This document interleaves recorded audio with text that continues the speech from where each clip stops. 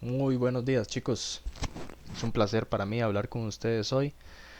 El día de hoy vamos a hablar un poco respecto a lo que es el caso de la democracia. Bueno, primeramente hablar que la democracia se genera o se crea en lo que va a ser el lugar llamado Grecia, cercano aquí a lo que es la parte de el país de la bota, que es lo que actualmente conocemos como Italia. Aquí se encuentra lo que es la zona de Grecia. Esto se inicia con lo que son los griegos. Los griegos posteriormente es curioso porque van a ser conquistados por los romanos. Y los romanos, una de las características que mantienen es todo lo que es el sistema político, las creencias, los dioses, solamente que cambiándoles el nombre. A ello que podemos decir que los griegos son una cultura de las más importantes en la época antigua, y que todavía hoy en día se mantienen muchas de sus tradiciones y muchas de sus características. Ejemplo de esto, la democracia. Tal vez la única diferencia es que los griegos consideraban la democracia de una forma distinta a la que nosotros consideramos hoy en día o entendemos qué es democracia. Para ellos, por ejemplo, la democracia tiene que ver con dos palabras, demos y kratos. Demos es pueblo, kratos es poder. Eh, en realidad, esta idea es curiosa porque en ese principio de democracia, lo que eran las mujeres y lo que era en el caso de los esclavos no son tomados en consideración. Solamente las personas o los hombres mayores de edad eran tomados en consideración para algunas votaciones. Esto es curioso porque posteriormente este sistema se va a desaparecer a lo largo de la historia. ¿Por qué? Bueno, porque en su mayoría en realidad se va a utilizar lo que son las formas de gobierno monárquicas durante todo lo que es por lo menos desde el siglo X hasta por lo menos el siglo XVII. Lo que va a dominar en su mayoría son las monarquías, que de acuerdo a lo que hemos hablado en estudios sociales también un poco ahí, la monarquía es aquella forma de gobierno en la cual el poder está centrado en solamente una figura, el rey. Entonces, estas formas de gobierno monárquicas se van a mantener durante bastante tiempo, pero en realidad hay tres puntos importantes a destacar a lo largo de la historia. Primeramente, el hecho de los Estados Unidos y lo que va a ser la aparición de la Declaración de Independencia de las 13 colonias, 1776. Este es el primer acercamiento a lo que va a ser un proceso democrático. Se establece una constitución en la cual se dice que los hombres son libres de tomar sus propias decisiones. Posteriormente esas ideas se toman en consideración también para que en Europa, específicamente en lo que va a ser Francia, se desarrolla un proceso revolucionario hacia 1789 que se conoce como la Revolución Francesa.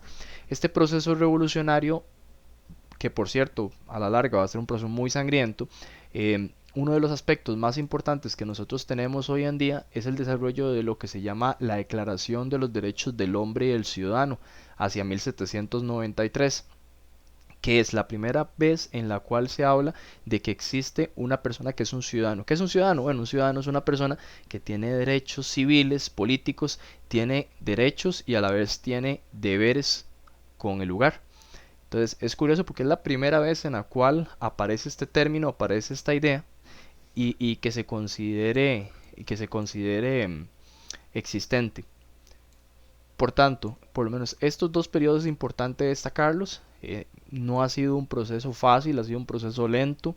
Ha habido derramamiento de sangre durante el proceso de la historia y hoy en día hablamos de que la democracia es una de las formas de gobierno más desarrolladas en el mundo. Hablamos de que en su mayoría en América, Estados Unidos, Canadá, México, Centroamérica, Suramérica en su mayoría, omitiendo digamos en el caso de Venezuela, que Venezuela hoy en día todavía se considera como una dictadura por las características que hasta el momento tiene el gobierno, eso declarado por la ONU, no declarado por mi persona, y también se ha desarrollado un proceso dictatorial en América Latina, pero escondido detrás de elecciones políticas. Ejemplo de eso, Nicaragua, ejemplo de eso también el hecho de Brasil, en donde lo que se dice es que en realidad se ha ido dando un proceso de militarización, o sea, de desarrollo o apoderamiento de los militares del poder político.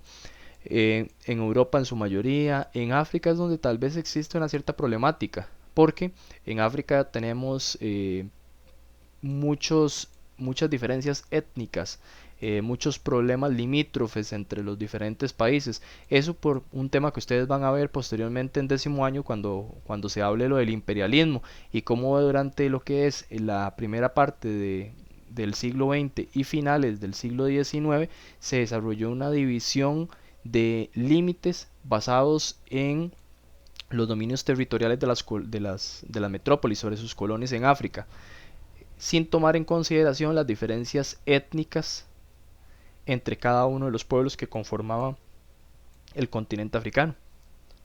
Pero para que entiendan entonces que en el caso de cuando hablamos de democracia, bueno, democracia entonces es diferente como se inició a como la conocemos hoy actualmente. Aparte de eso decimos de que existe la democracia representativa y participativa, que eso ustedes lo pudieron ver en la segunda guía de trabajo autónomo.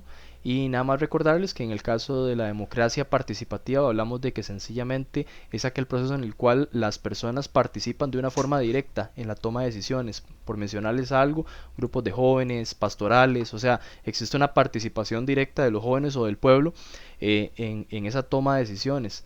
Ya cuando hablamos de representativa, significa que yo voto por una persona para que ella me represente o para que represente mis ideas o represente lo que yo necesito.